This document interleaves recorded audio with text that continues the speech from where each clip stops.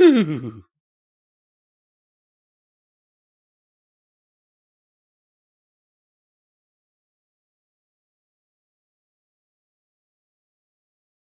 hello there every pony, and welcome back to another Pony&Wolf Productions video. My name is visualbrony, and today we're reading the story Wet Paint by Silent Whisper. A story that I have not previewed, and an author that I don't think we have featured on here before. But, you know, I am always looking for good new stories, so keep them coming, guys. And as always, there's this amazing list with those amazing people who keep this channel alive with their monthly donations. And if you want to be on that list, then you can be, because there are links down in the description below to our Patreon. And if you become a patron on Patreon, then you get exclusive access to downloads, and can even, if you really want to, become someone who learns voice acting from me. So, yeah, I might not be the best person in that regard, but I have certainly some things to teach. And yeah, without further ado, let's get into the meat of the story. Hooves off, please! It was something like blue, a little bit like yellow, and yet totally unlike green. She'd never seen anything like it in her entire life. The unknown student's painting was, in all other respects, averagely amateur. It was as though the artist had looked into a pond through foggy lenses and painted the resulting headaches their poor prescription had gifted them. There was certainly a tree line, and that was how Miss Harshwinny was able to rationalize the whole decidedly not green part, as well as venture a guess at the whole pond business. But the rest? Compositionally, it was a mess. Was that supposed to be a fish? It wasn't dull so much as... She couldn't remember because her eyes kept being drawn back to the spot towards the bottom of the canvas. It was on the tip of her tongue, really, and she felt as though she could name it if she really tried. Miss Harshwinny was well known for her discerning eye, and could tell you in no uncertain terms whether or not a color was chartreuse, or simply a vivid pear with delusions of grandeur, but this? Oh, she could almost taste the name of it. Her clipboard fell to the floor. She didn't notice. She almost had it. I say, what is that strange hue they've splashed upon there? Jet Set didn't need to be told that he was an expert in everything he saw, for he simply was, and every pony who'd answered his questions were simply there to confirm what he already knew. It was a way of life. A mindset that only the most elite of ponies could afford to have. Quite literally, of course, out of the corner of his eye he'd caught upper crust paying off the ponies whose protests became too disruptive to ignore. So it was peculiar this time that his question wasn't immediately met with an answer he'd already known. It threw something entirely unseemly into the rhythm with which he lived his life, and it was enough of a shock to force him, to look around. Upper crust was nowhere to be seen, and neither was her entourage. Strange, as the gaggle of ponies that hung onto their every words were rarely more than a polished hoofstep behind. Had she gone on ahead? Something about the silence bothered him. It reminded him of something uncomfortable, and for a moment, an uncanny sense of perspective threatened to dawn on him. Was he... alone? No matter. It would sort itself out. A problem for lesser ponies. He turned back to stare into the unnatural color on the painting. It reminded him of the runoff along the streets of the arts district of Manhattan. Colorful, yet muddled in ever-spiraling ways.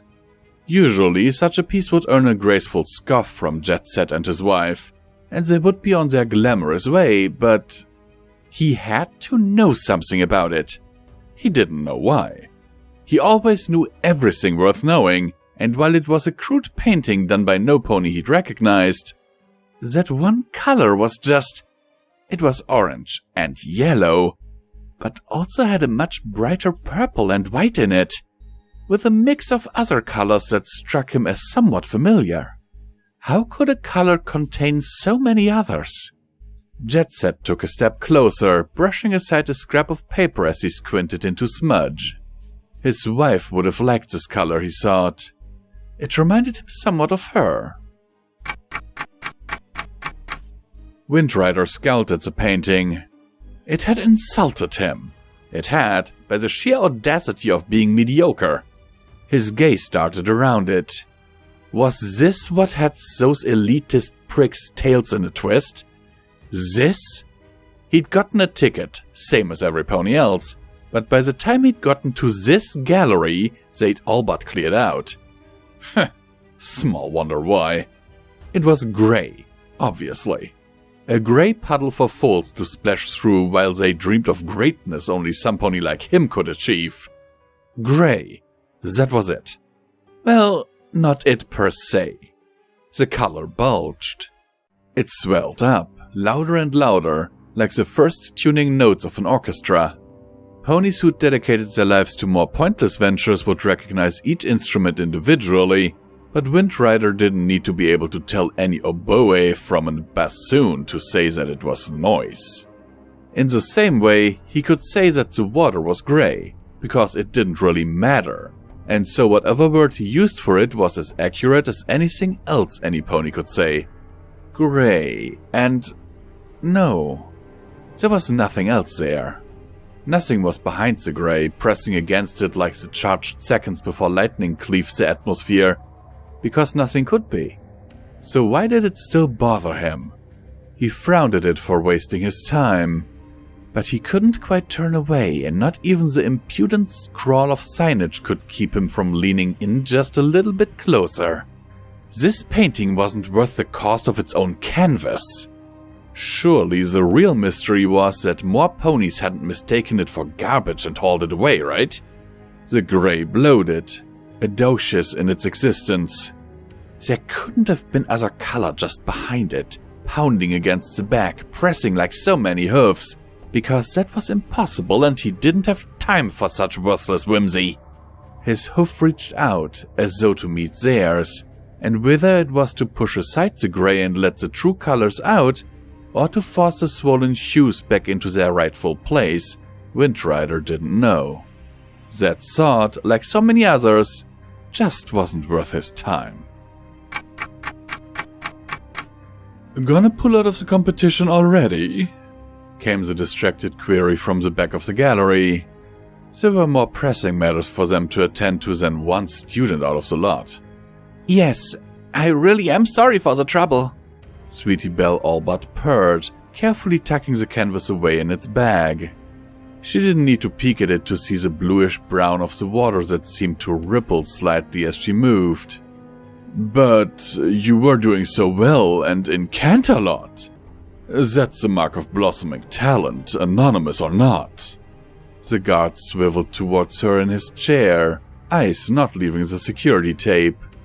They'd left the gallery, all of them, according to every piece of footage the museum had hurriedly scraped together, but so many of those invited had never arrived home. In the coming days, Sweetie Belle was sure there'd be more scrutiny on the case, but by then she'd be long gone and all but forgotten. One more nervous student pulling out of a showcasing when others would likely be rushing to withdraw when the museum closed for investigation? Well, who could blame her? She smiled back and pushed the painting's sign in its pocket, alongside the special placard she'd made to go with it. Caution, don't touch, paint still wet, it read. That's okay, Sweetie Belle said softly, picking up the carrying case and trotting towards the door.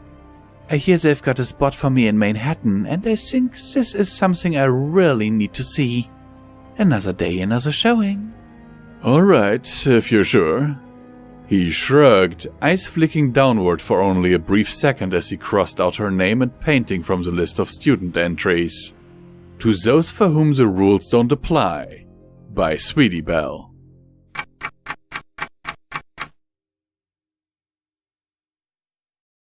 This time, I make the comments because Luna is a big old meanie. I'll get my revenge when I have taken over the world. And that is where I need your help. Go ahead. Like and subscribe. Also share this video with your friends and family. And don't forget to check out my Slaw, Humans Patreon and merch store. Building an evil empire is expensive. This is a story after my own heart. If I set rules and someone broke them, I would make them disappear too. This story has very dark possibilities, but I am 100% certain that it was Sweetie Belle's painting that made all those ponies disappear. What do you think? A pony eating painting? That would be amazing. Now let me be, I have your demise to plan. Muhahahahahahahaha.